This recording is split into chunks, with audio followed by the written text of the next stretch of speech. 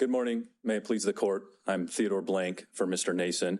I'm going to attempt to reserve 2 minutes for rebuttal. My plan, unless the court steers me in a different direction, is to briefly address the constructive amendment argument and then turn to the sentencing argument. With respect to the constructive amendment argument, the government charged Mr. Nason with assault through, quote, shooting in the direction of, end quote, a federal deputy.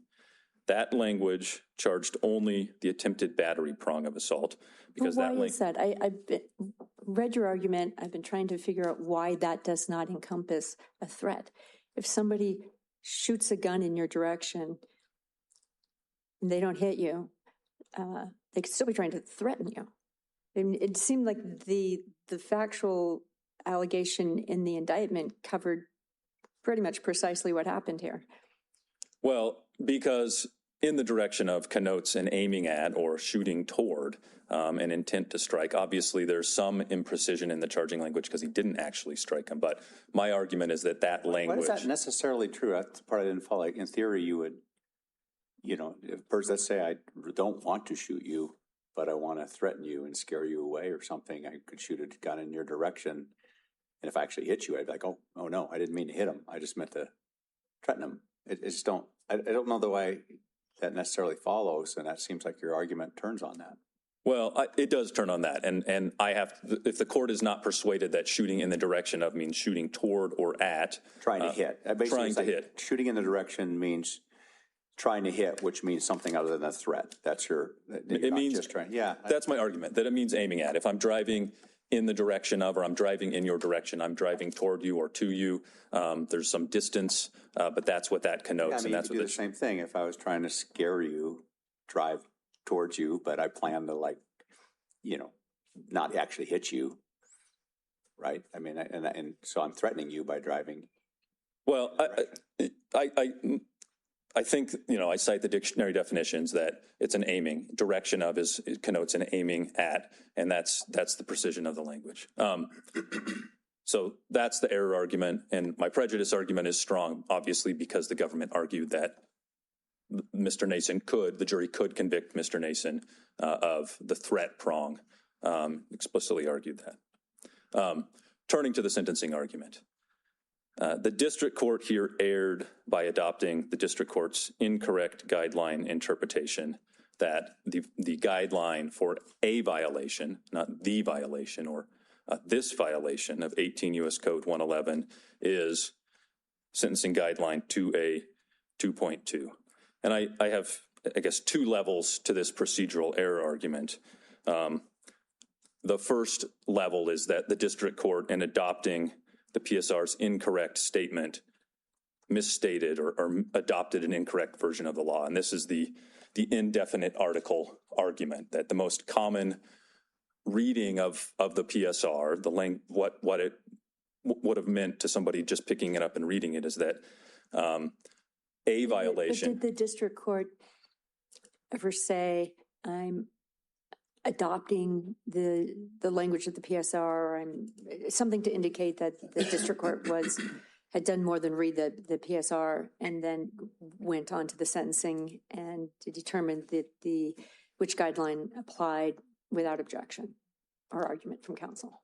It made the sort of generic statement that it was adopting the PSR as its own findings and conclusions. But never said something along the lines of, this particular guideline applies as opposed to the other because it's the only one that can apply, which it seems to be your argument that the district court was under a misapprehension that only one of these two guideline sections could apply. Correct. And it certainly didn't say that.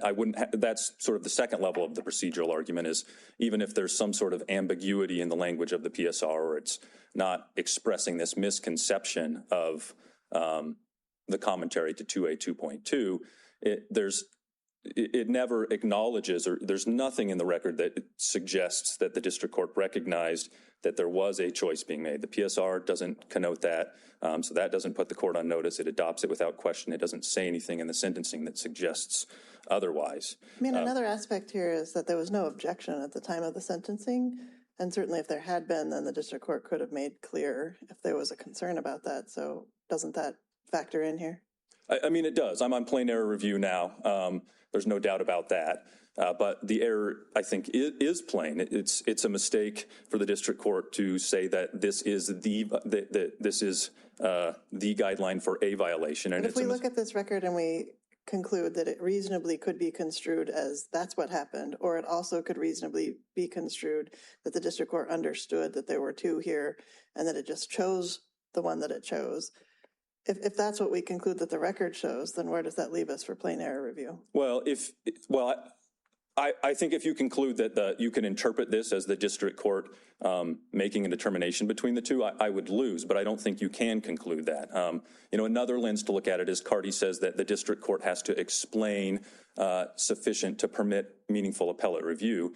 And the government doesn't point to anything in the record that suggests that the district court recognizes that there's a threshold factual finding that's required by the guideline that it is in fact making in this case. It just adopts a misstatement and proceeds to sentence as if that's accurate. So there's sort of a misstatement of what the standard is on the common reading of the PSR. There's never any utterance by the district court that suggests, I understand that there's a choice being made here. There's never a citation to the guideline commentary that's kind of guiding this. And there's never a factual finding that would be what drives this. Another way that, my argument would be weak if in this PSR it had cited to that commentary and said, this is the guideline, or for this case, this is the violation because the offense involved use of a dangerous weapon with the intent to cause bodily harm, and then cite to the guideline.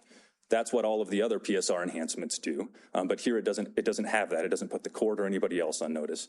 My argument would also be weak if in the PSR's recitation of the facts of the offense, there was a conclusion that said, this offense involved, the evidence supports the conclusion by a preponderance that Mr. Nason was attempting to strike the deputy when he discharged the firearm, because then that's an unobjected to factual representation. But that's not in the PSR. I mean, the strongest reading, I think the overwhelming sort of impression from the record is that nobody in the courtroom recognized that this was a threshold legal question and factual determination that had to be made. It was just overlooked, and it's an essential one. And it's particularly because the government was expressly pushing these two views. I think it's fair to say, okay, it should have been clear to the district court that one of these two theories has to be elected to determine what the sentence should be in this case. And nobody recognized that. And that's procedural error that requires, it doesn't dictate what that 2A2.4 is the guideline that has to be applied. That's certainly not my argument, but it requires a resentencing for the district court to make a determination as to which of these two guidelines applies. So doesn't Carty also say that no lengthy explanation is necessary if the reasoning can be determined or supported by the record as a whole, something along those lines, that this sort of level of detail that you're advocating is not necessarily required, particularly when there's no objection? Right. Carty says that the level of detail that's required will vary, and there's less detail required when there's not an objection. That's particularly true when it comes to ticking off the 3553A factors. But just as the court couldn't say the total offense level is 20, you figure out how I got there, it can't say this is the guideline. I'm not going to explain to you why that is, either because the legal standard or the factual finding. You figure it out. That's not adequate under Carty, and that's what happened here. I'll reserve the remainder of my time if there's no more questions. Thank you. You only have like 43 seconds, but I'll give you a couple minutes. May it please the court. Good morning, Your Honors. Mina Chang for the United States. This underlying case was fairly simple. Trial took less than 3 days, and the jury returned a verdict in 2 hours. The district court handled a standard, non-complex case, and it did not plainly err by instructing the jury on the government's two charge theories of the case, admitting highly relevant third-party testimony, and determining for sentencing purposes that in shooting at somebody, Mr. Nason used a gun with the intent to do bodily harm. I'll begin by addressing the jury instructions and constructive amendment claim, and then move on to the sentencing guidelines issue. There's no constructive amendment of the indictment when a generally framed indictment covers specific legal theories that are presented at trial. And here, the indictment charged that Mr. Nason fired a handgun in the direction of Deputy Hollenbach. And by doing so, it encompassed both the intent to physically strike Deputy Hollenbach and also to threaten him with a deadly weapon, with the intent to, for example, make the deputy retreat or to leave him alone. In addressing the defense's argument regarding the definition of direction, in the briefings, those definitions also cite to the direction to argue that it means aimed at. But even on the basis of those definitions, they don't say that the direction is to aim, but it's along the course on which it's aimed. So, for example, if I'm driving from here with the intent to drive to Portland, Oregon, I'm driving in the direction of Canada, even though I'm not aiming for Canada.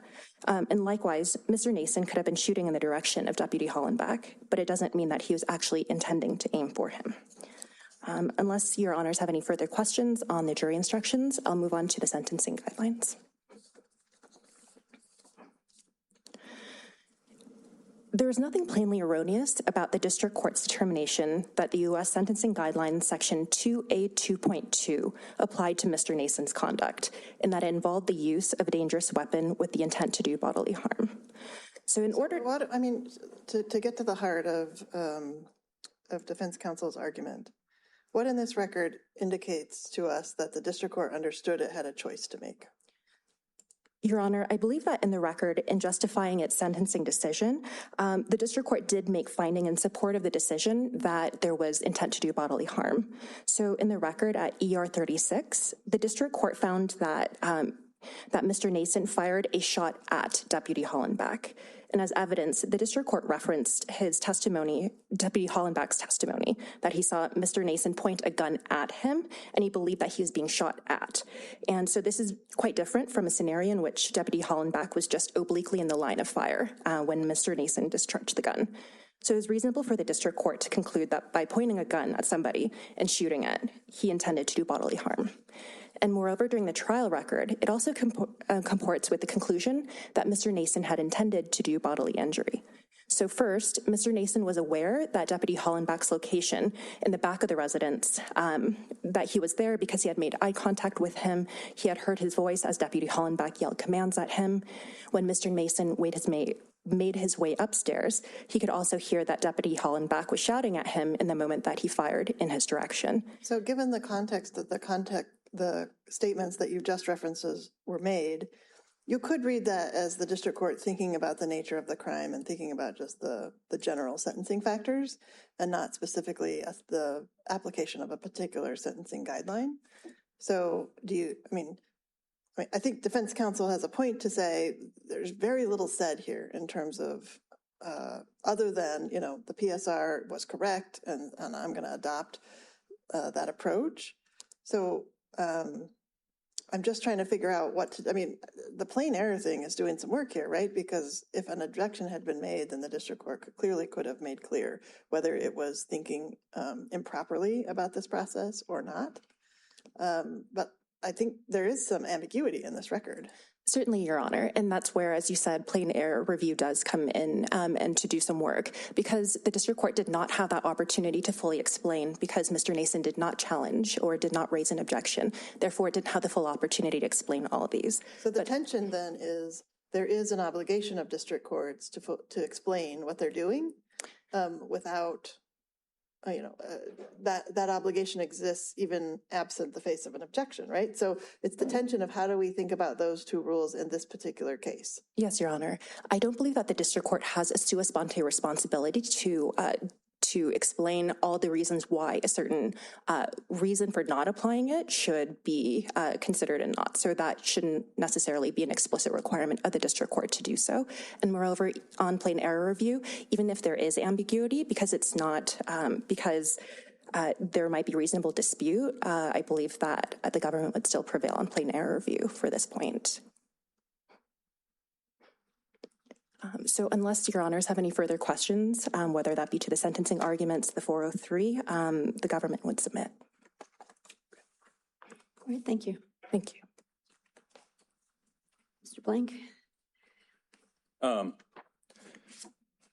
Well, my basic argument and point is that there needs to be some hint in this record that the district court considered the definition of aggravated assault in the commentary to 2A 2.2 in order for this not to be plain error. And there's just not a hint in the record that it understood that that was at play. So if we had a situation where there wasn't this choice between two potential guidelines and there was just the one, would you be still arguing that on this record we couldn't infer that a finding for that fact was made here? I might not be understanding the threshold to your question. If the guideline was dictated by the statutory index and there was no choice to be made, I wouldn't have an argument. But right, but you would still have did the district court make the sufficient finding to trigger the only guideline on the table? Right. And what I'm asking is, on this record, would you still be arguing that a sufficient factual finding was not made? It seems to me that the argument here hinges on the fact that there was a choice to be made.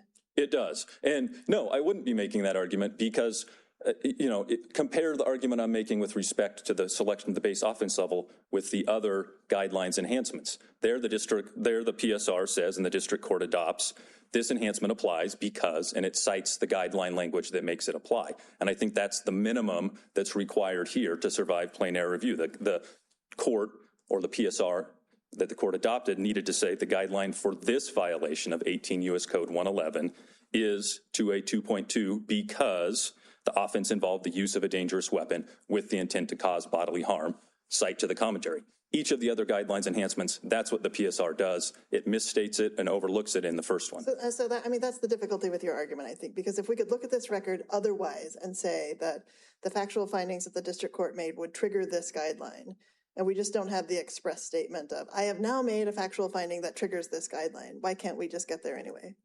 Well, I think that's the strength of my argument, because for the court to say that the district court has provided an adequate record for appellate review, it has to explain that it's making a decision on the issue. It hasn't.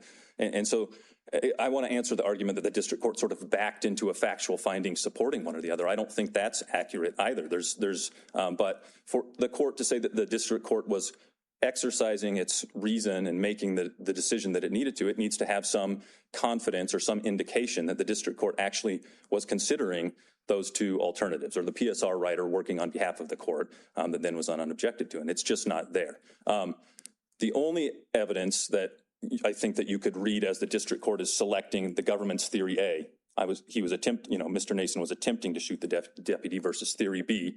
He didn't care whether he hit the deputy or not. He was just trying to frighten him, is maybe that little part of the sentencing allocution that the government for the first time has cited here at oral argument.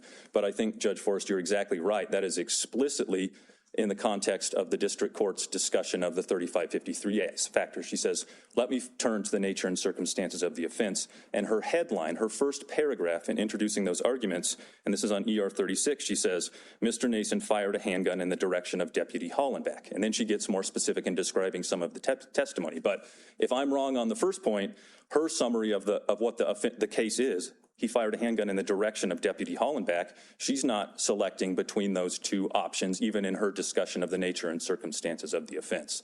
And so she has, this doesn't amount to a factual finding on the guideline, I think, and even if it did, does that mean that she's recognized the decision that needs to be made, or that somebody has, even in a minimal sense, and selected between the two, aware of the decision that has to be made for that purpose? There's nothing in the record to suggest that. And that means that Mr. Nason is entitled to a resentencing on plain error review because of CARTI and because of all this court's case law, that minimum explanation is required by this court's standards. Thank you. Thank you. Counsel, thank you both for your arguments. And this case is submitted.